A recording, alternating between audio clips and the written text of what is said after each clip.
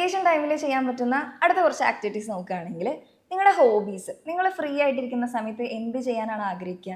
അപ്പോൾ നിങ്ങളുടെ ഇഷ്ടങ്ങളൊക്കെ ഉണ്ടാവുമല്ലോ, ഹോബീസ് ചിലപ്പോൾ ടി വി കാണാനായിരിക്കും, ചുമ്മാ ഉറങ്ങാനായിരിക്കും, ഇല്ലെങ്കിൽ നിങ്ങളിപ്പോൾ പാട്ടൊക്കെ പാടുന്നവർ, ഡാൻസൊക്കെ കളിക്കുന്നവർ, ഇല്ലെങ്കിൽ വരയ്ക്കുന്നവർ, അങ്ങനെ കുറേ ഹോബീസൊക്കെ ഉണ്ടാവും. അതൊക്കെ നിങ്ങളുടെ ആക്ച്വലി കഴിവുകൾ തന്നെയാണ്. അപ്പോൾ അതൊക്കെ പുറത്ത് ചിലപ്പോൾ ഇൻസ്ട്രുമെൻസ് ഒക്കെ വായിക്കുന്നവരൊക്കെ ഉണ്ടാവും, അത് പഠിക്കണം ആഗ്രഹം ഉണ്ടാവും. അപ്പോൾ ഈ വെക്കേഷൻ എന്ത് ചെയ്യുക, അതിനുള്ള സമയം കണ്ടെത്തുക. പിന്നെ അതുപോലെ നീന്തലൊക്കെ പഠിക്കാൻ വേണ്ടിയിട്ട് അങ്ങനെ കുറേ അവസരങ്ങളുണ്ട്.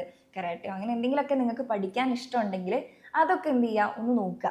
ഇതൊക്കെ തുടങ്ങി വെക്കുക, എന്നിട്ട് അത് കണ്ടിന്യൂ ചെയ്യണം. ഇപ്പം നിങ്ങൾക്ക് ജസ്റ്റ് ചെറിയ വെക്കേഷനാണ്, ഇത് 10 ദിവസം കഴിഞ്ഞ് കഴിഞ്ഞാൽ സ്കൂൾ തുറക്കും. ഇനി 10 ദിവസം ഒന്നും ഇല്ല. അപ്പോൾ സ്കൂൾ തുറന്നു കഴിഞ്ഞാൽ നിങ്ങൾക്ക് വീക്കെൻഡിൽ ഫ്രീ ആവുന്ന സമയത്ത് ഇതൊക്കെ കണ്ടിന്യൂ ചെയ്യാൻ വേണ്ടി പറ്റും. അപ്പോൾ എന്തെങ്കിലുമൊക്കെ ഒന്ന് തുടങ്ങി വെക്കുക, അതാണ് ഇപ്പം നിങ്ങൾക്ക് ചെയ്യേണ്ട കാര്യം. അപ്പോൾ നിങ്ങളുടെ ഹോബീസ് ആയിട്ടുള്ള അത് ഇഷ്ടങ്ങളൊക്കെ, ഇൻട്രസ്റ്റുകൾ എന്താണെന്ന് ആലോചിച്ചിട്ട് അതൊക്കെ മാക്സിമം ചെയ്യാം. ഇതൊന്നും ഇപ്പോൾ ചെയ്തില്ല, വെറുതെ സമയം കളയാണെങ്കിൽ നമുക്ക് ഭയങ്കര ഒരു റിഗ്രറ്റ് വരും. സ്കൂൾ തുറക്കുമ്പോൾ അയ്യോ ഈ 10 ദിവസം വെറുതെ പാഴാക്കി കളഞ്ഞല്ലോ, അങ്ങനെ ഒരു റിഗ്രറ്റ് വരാതിരിക്കാൻ വേണ്ടിയിട്ടാണ് ഈ കാര്യങ്ങളൊക്കെ ചെയ്യാൻ വേണ്ടിയിട്ട് പറയുന്നത്. പിന്നെ ഒരു പുസ്തകം വായിച്ചു തുടങ്ങാം.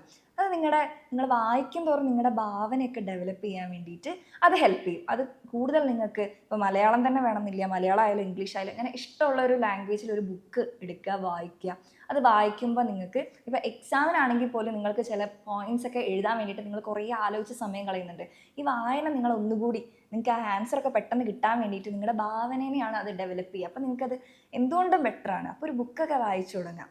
ഓക്കെ, അത് കുറച്ച് നാളൊക്കെ എപ്പോഴും ഫോണൊക്കെ യൂസ് ചെയ്യുമ്പോൾ നമ്മൾ തന്നെ മടുക്കും. കുറച്ച് മാറ്റിയിട്ട് ഫോണൊക്കെ ഒന്ന് മാറ്റി വെച്ചിട്ട് ബുക്ക് വായിക്കുക. പിന്നെ നിങ്ങൾക്ക് നടക്കാൻ പോവാം.